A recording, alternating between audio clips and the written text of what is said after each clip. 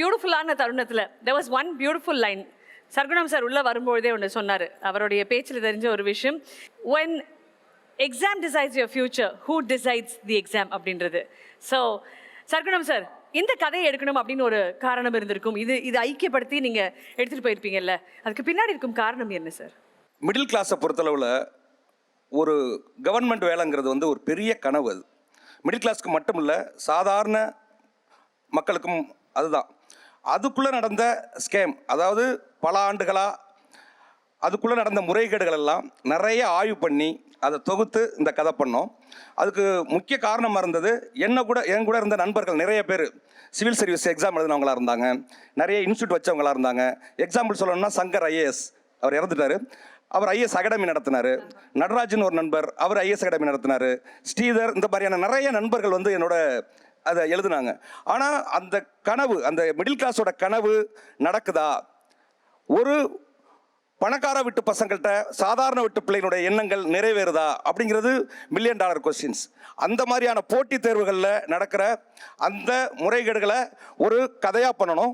அதை அப்படியே வெறும் ஸ்கேமாக இருக்கக்கூடாது, அதை வந்து இன்ட்ரெஸ்டிங்கான ஸ்கிரிப்டாக மாற்றணும் அப்படிங்கிறது அதில் உள்ள சேலஞ்சு. அது அடுத்து என்ன அப்படிங்கிறத ஒரு த்ரில் மூடில், ஒரு சைக்காலஜி த்ரில்லர் மூடில், ஒரு இன்வெஸ்டிகேஷன் த்ரில்லர் மூடில் கொண்டு வரணும்னு தான் பிளான் பண்ணோம். நான் மூவி பண்ணியிருக்கேன், ஆனால் நான் வெப் சீரிஸ் எனக்கு வந்து ஃபஸ்ட் டைம். ஆனால் புஷ்கர் சார், காயத்ரி மேடம் பொறுத்தளவில் அதில் மிகப்பெரிய சக்ஸஸ் பண்ணவங்க அவங்க. அதில் வந்து நீங்கள் சுழலாக இருக்கட்டும், சுழல் 2 இருக்கட்டும், வதந்தியாக இருக்கட்டும், மிகப்பெரிய அளவில் ஒரு தமிழில் வந்த மிக முக்கியமான வெப் சீரிஸ் எல்லாம் வால் வாச்சர் மூலமாக வந்ததுன்னு பெருமையாகவே கண்டிப்பாக சொல்லலாம். அப்படி இருக்கிறதுனால எனக்கு அது கொஞ்சம் ஈஸியாக இருந்தது. அவங்க அந்த டெல்லிங் ஸ்டைலை, ஒரு வெப் சீரிஸுக்கு என்ன வேணும், மூவிக்கும் இதுக்குமான விஷயத்தில் என்ன ரூட் எடுத்துகிட்டு போகணுங்கிறதெல்லாம் எனக்கு ரொம்ப பெரிய ஹெல்ப்பாக இருந்தது. நம்ம வாகசுடவாக ஒரு எஜுகேஷனை வச்சு பண்ணேன். இதுவும் ஒரு நல்ல விஷயத்தை தொட்டிருக்கோம் அப்படிங்கிற சந்தோஷம் எனக்குள்ளே இருக்குது. Fantastic. பெரிய வாழ்த்துக்கள் சார். Made be an amazing series. And துஷாரமா and அதித்திமா, உங்களுடைய கேரக்டரைசேஷன்ஸை பற்றி அண்ட் இந்த ஷூட்டிங் எக்ஸ்பீரியன்ஸை பற்றி, because everything in this looks full of action இல்லையா? ஓடுறது, ஓடியாடுறது, தண்ணிக்குள்ளே முழுகிறது எல்லாமே இருக்குது. சொல்லுங்களேன் ப்ளீஸ். ஆக்சுவலி ரொம்ப சேலஞ்சிங்காக இருந்தது எனக்கு. ஏன்னா ஸ்டன்ஸ் வந்து எனக்கு ரொம்ப பிடிக்கும். நான் ஸ்டன்ஸ் வந்து என்னோட படம் ராயனுக்கு அப்புறம் இந்த எக்ஸாமில் தான் நான் ஸ்டன்ஸ் வந்து ரொம்ப பண்ணேன். தண்ணினா எனக்கு ரொம்ப பயம், ரொம்ப ஸ்கேரியாக இருந்தது. ஆனால் உண்மையாகவே சொல்கிறேன், not because they are here, ஒரு best production company I have work with. நான் லாஸ்ட் டே ஆஃப் ஷூட் முடிச்சுட்டு நான் சொல்லிட்டு போனேன், because they look after us. எங்களோட சேஃப்டியிலேருந்து it was so nice to work. நம்மளுக்கே ஓகே செட்டுக்கு போனோம், ஏன்னா டான்னு வேலை நடக்கும். It was very very very nice that way. And ஃபிசிக்கலாக டாக்ஸிங்காக இருந்தாலும், லைக் சேலஞ்சிங்காக இருந்தால் கூட I loved doing this because it was என் பர்ஃபார்மன்ஸ்க்கோ நம்ம அடுத்தடுத்து பெஸ்ட் கொடுக்கணும் அப்படின்னு ஒரு ஏர்ஜ் இருக்குல்ல, அது வந்து எனக்கு கண்டிப்பாக இந்த கேரக்டரில் இருந்தது. பிகாஸ் இந்த பொண்ணு ஜான்சி வந்து she is a Innocent girl, ஆனால் அவள் வந்து ரொம்ப எப்படி சொல்கிறது, டஃப்பாக இருக்கணும் டு த வேர்ல்ட். அப்படின்ற போது நான் என்ன ரிசர்ச் பண்ணோம் அப்படி, அண்ட் சார் வந்து எனக்கு நரேட் பண்ணும்போது கூட 3.5 hours கண்டினியூஸாக நரேஷன் இருந்தது எனக்கு. வால் வாட்சர்ஸ் ஆஃபீஸில் எபிசோட் பை ஒரு லைன் பை லைன் எனக்கு நரேஷன் இருந்தது. எனக்கு அப்புறம் அவ்வளோ என்கேஜிங்காக, இது ஒரு சஸ்பென்ஸ் த்ரில்லர் தான்.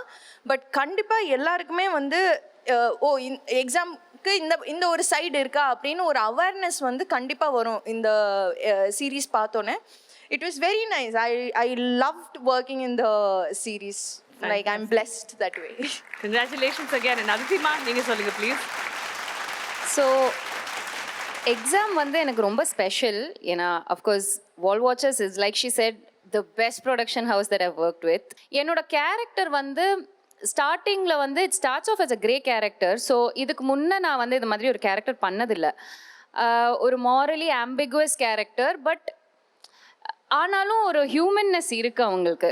20 days வந்து எனக்கு எப்படி போச்சுன்னே தெரியல. இட் வாஸ் லைக் ப்ரீஸ் அப்படி.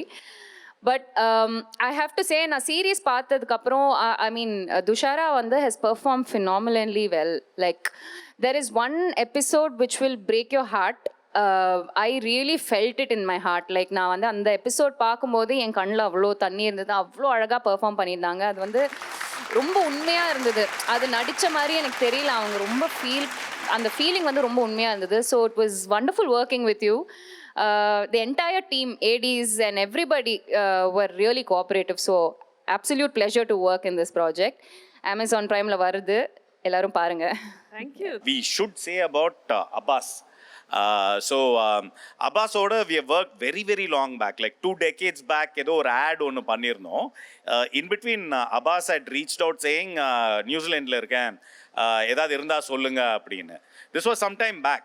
தென் இது வந்ததுக்கப்புறம் இவர் கிரியேட் பண்ணியிருக்கிற இந்த கேரக்டருக்கு வந்து அப்பாஸ் கரெக்டாக இருப்பார் அப்படின்னு சொல்லி அவரை கூப்பிட்டா அவர் ரெடியாக இருந்தார். And it was a pleasure seeing Abbas after such a long time. He is a genuinely warm funny person. But இதில் வந்து ஒரு ஸ்ட்ராங்காக ஒரு கேரக்டர் ஒன்று ப்ளே பண்ணியிருக்காரு.